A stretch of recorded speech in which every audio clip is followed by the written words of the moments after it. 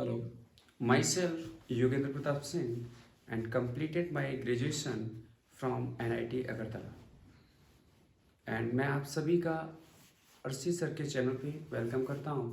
और आज का जो हमारा टॉपिक है वो क्या है, proof of angle of incidence is equal to angle of reflection. हमें इसका प्रूफ करना है, ठीक है। तो सुनिए, तो इसका हम प्रूफ कैसे करते हैं। मान लीजिए हमारे पास एक मिरर है जिसकी लेंथ है मान लीजिए डी, ठीक है। तो मान लीजिए एक लाइट आ रही है, तो हमें इस बार प्रूव करना है कि एंगल ऑफ इंसिडेंस की जो वैल्यू है वो एंगल ऑफ रिफ्लेक्शन के बराबर होगी। जैसे मान लीजिए यहां से कुछ लाइट आ रही है, ठीक है, तो लाइट को कुछ टाइम भी लगता होगा, यहां पहुंचने में लगता होगा, ओके। कुछ इस तरीके की, हालांकि मेरे को थोड़ा सा बड़ा कर लेते हैं और इसकी डिस्टेंस कितनी है डी। तो मैं आपको बता दूं पूरी जो डिस्टेंस दे रखी है मेरे की वो है डी। अच्छी बात है। तो एक साइंटिस्ट हैं जिनका नाम फर्मेट है, उन्होंने एक बात बताई थी, लाइट दो पॉइंट के बीच जो पाथ फॉलो करती है वो असल में जो पाथ होता है वो शॉर्टेस्ट पाथ होता है। और शॉर्टेस्ट पाथ तो है, तो उन्होंने एक कंक्लूजन वहां से निकाला था, या तो टाइम की जो वैल्यू आती होगी वो मैक्सिमम आती होगी। उन्होंने कुल मिलाकर प्रैक्टिकल किए थे, या तो टाइम की वैल्यू मैक्सिमम आती होगी या तो टाइम की वैल्यू मिनिमम आती होगी, यही सारी चीज़ें। अगर आपको एक बात पता है, अगर आपने डिफरेंशिएशन में या एओडी वगैरह के कुछ चैप्टर्स पढ़े हैं तो वहाँ बताया जाता है कि बाई की मैक्सिमम वैल्यू निकालनी है तो d y upon D x को जीरो कर देते हैं, या किसी फंक्शन की अगर हम मैक्सिमम निकालना चाहते हैं तो जो differential value of by with respect to जिसके रेस्पेक्ट में निकालना है उसको हम जीरो कर देते हैं। बिल्कुल यहीं पर सेम सिचुएशन रहेगी। ये मान लीजिए, तो एक्चुअल में लाइट जब इस मिरर पर पड़ रही होगी तो कुछ ना कुछ तो टाइम लगा होगा। इसके लिए आपको पता है लाइट की स्पीड तो पता ही है, वो कितनी है v, यानी लाइट की स्पीड होती कितनी है v इक्वल टू 3 × 10⁸ मीटर पर सेकेंड। आपको पता होगा कि रिफ्लेक्शन के दौरान लाइट की स्पीड कांस्टेंट रहती है, स्पीड चेंज नहीं होती है। बात समझ आ रही, क्योंकि मीडियम चेंज नहीं होता। अगर मीडियम चेंज होगा तो लाइट की स्पीड चेंज होगी, तो लाइट का मीडियम चेंज नहीं होता। तो फॉर्मेट ने उन्होंने इतना बताया था, दो पॉइंट के बीच लाइट जो पाथ फॉलो करती है वो शॉर्टेस्ट पाथ होता है, ओके। तो मान लीजिए हमारे पास स्पीड पता है, ये डिस्टेंस निकालनी है। मान लीजिए ये परपेंडिकुलर डिस्टेंस आपको दे रखी है और वो मान लीजिए ए है और ये मान लीजिए कुछ है बी, ठीक है। ये मान लीजिए एंगल कुछ है, हमें नहीं पता एंगल ऑफ इंसिडेंस आई, और ये क्या है आर। हम प्रूव करना चाहते हैं कि एंगल ऑफ इंसिडेंस की वैल्यू वाकई इसके बराबर आती है। क्या एंगल ऑफ इंसिडेंस की वाकई ये वैल्यू है, क्या एंगल ऑफ रिफ्लेक्शन के बराबर आती है, हम ये प्रूव करने की कोशिश करते हैं। ये मान लीजिए ए है, ये पूरा डी है, इसे मान लीजिए एक्स है, तो ये कितना बचा, डी माइनस एक्स बचा, ठीक है। तो लाइट इस पाथ को फॉलो कर रही है, स्पीड तो हमें पता ही है। अगर ये डिस्टेंस और आ जाए तो क्या हम टाइम निकाल सकते हैं? अगर ये डिस्टेंस और आ जाए तो क्या टाइम निकाल सकते हैं? बिल्कुल निकाल सकते हैं। अगर इसको थीटा मानिए तो देन ये आपका बेस हो गया एक्स, ये परपेंडिकुलर हो गया। तो आपको पता है जब हाइपोटेन्यूज निकाल देते हैं तो root base square plus perpendicular का स्क्वायर, तो ये आ जाएगा ये डिस्टेंस रूट ए स्क्वायर प्लस एक्स स्क्वायर, ठीक है। ऐसे ही लाइट इस पाथ को फॉलो करते हुए गई है, स्पीड तो कांस्टेंट रहती है, स्पीड तो हमें दे रखी है। क्या हम ये डिस्टेंस भी निकाल सकते हैं? अगर डिस्टेंस निकालेंगे, ये क्या लिया है मैंने, डी माइनस एक्स, तो इसका स्क्वायर प्लस इसका स्क्वायर रूट में क्या यही डिस्टेंस आ जाएगी, तो ये आपका आ गया डी माइनस एक्स का whole square plus B square. अच्छी बात है।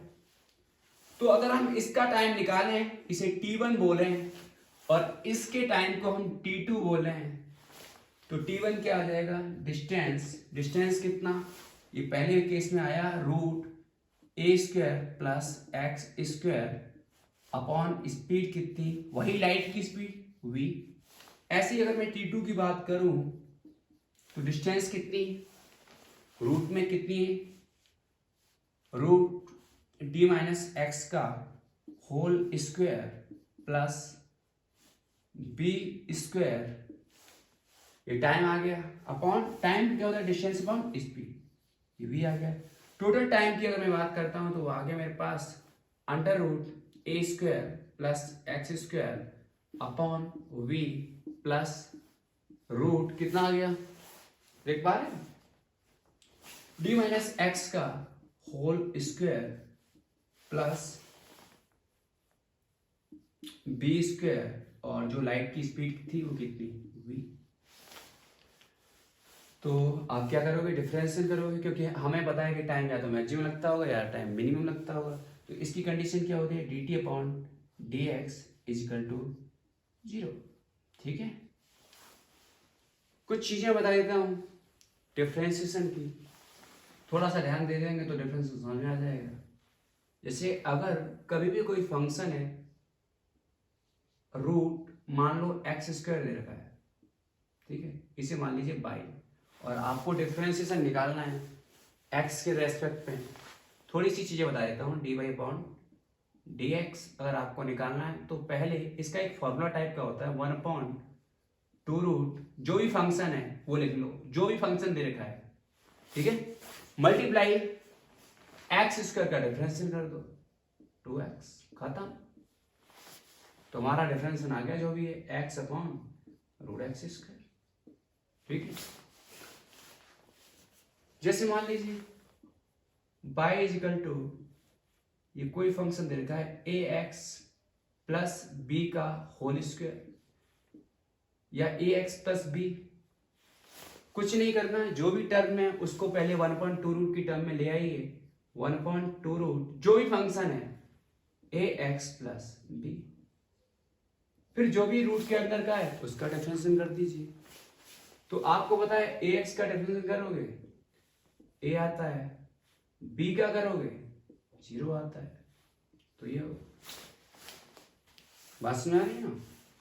तो ये डिफरेंशियल थोड़ा सा आपको आना चाहिए। या एक और एग्जांपल से समझाऊं, बाई इजिकल टू, जैसे मान लीजिए अंडर रूट, जैसे मान लीजिए डी प्लस एक्स का होल स्क्वायर है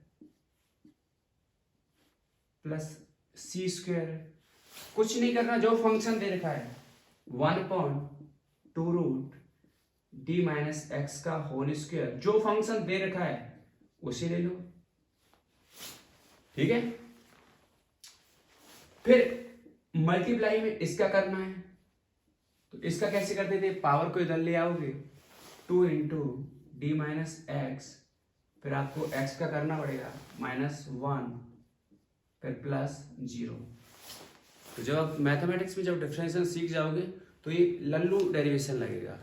थोड़ा सा प्रॉब्लम जब आएगी जब आपको, क्योंकि डिफरेंशियल और इंटीग्रेशन नहीं आते होंगे तो आपको थोड़ी सी प्रॉब्लम आएगी। ये डिफरेंशियल की छोटी मोटी बातें कर ली, समझ आए देन बेटर।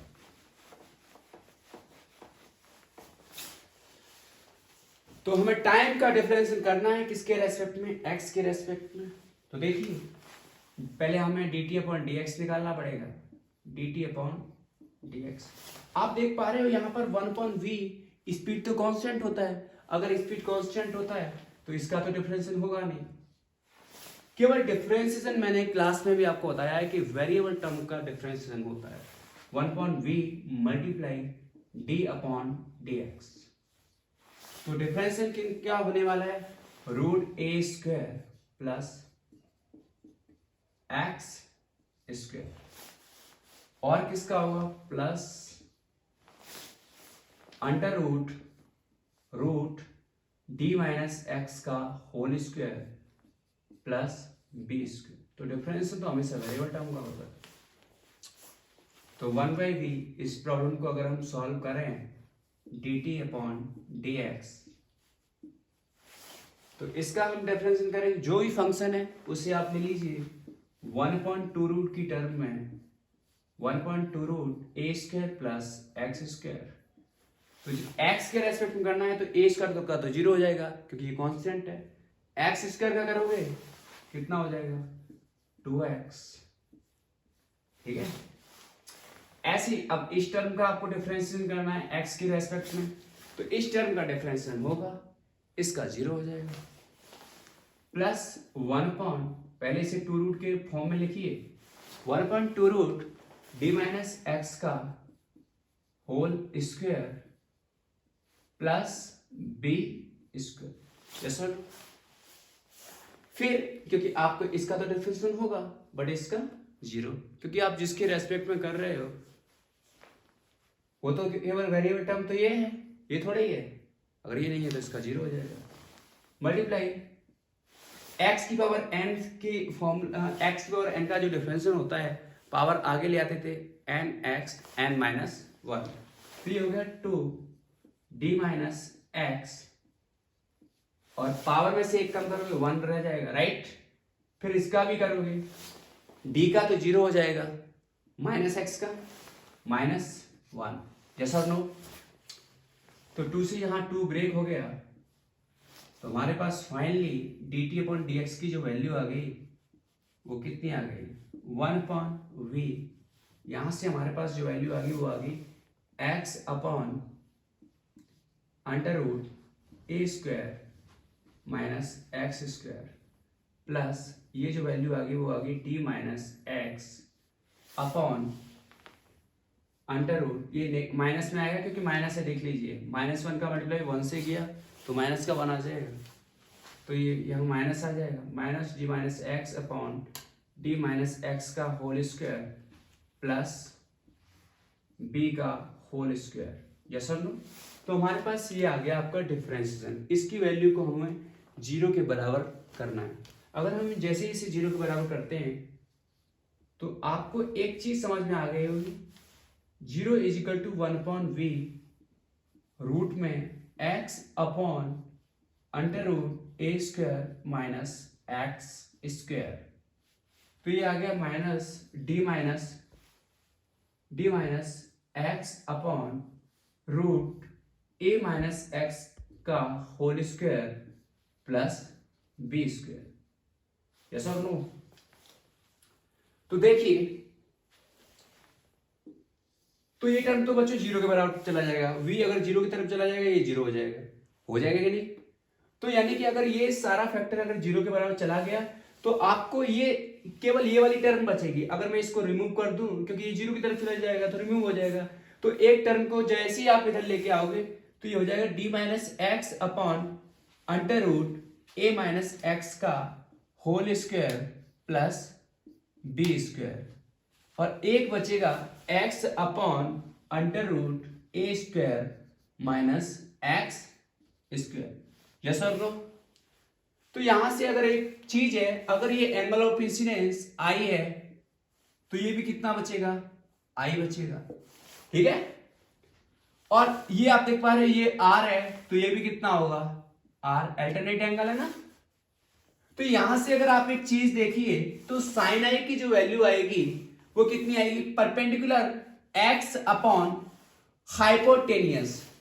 तो x अपॉन, सॉरी ये जहां माइनस लिखा है वहां प्लस है, सॉरी, ठीक है। साइन I आप देख पा रहे हो परपेंडिकुलर कितना है, x अपॉन हाइपोटेनियस, यानी ये जो वैल्यू लिखी है x upon √a² plus x square, क्या ये साइन I की वैल्यू है, लिख लो साइन I की, साइन I, अच्छी बात है। अब यहां पर आइए, साइन R निकालोगे तो परपेंडिकुलर अपॉन हाइपोटेनियस, क्या वही लिखा है, परपेंडिकुलर कितना है, d minus x upon hypotenuse, ये सारा लिखा है। तो साइन I यहां से साइन R के बराबर आ गया। अगर दोनों तरफ अगर आप साइन इनवर्स से मल्टीप्लाई कर दोगे, अगर दोनों तरफ आप साइन इनवर्स से मल्टीप्लाई कर दोगे तो ये आ जाएगा angle of incidence is equal to angle of reflection. This is proof of angle of incidence is equal to angle of reflection. ये फर्मेट थ्योरी थी। Okay, thank you for today, next class में मिलते हैं।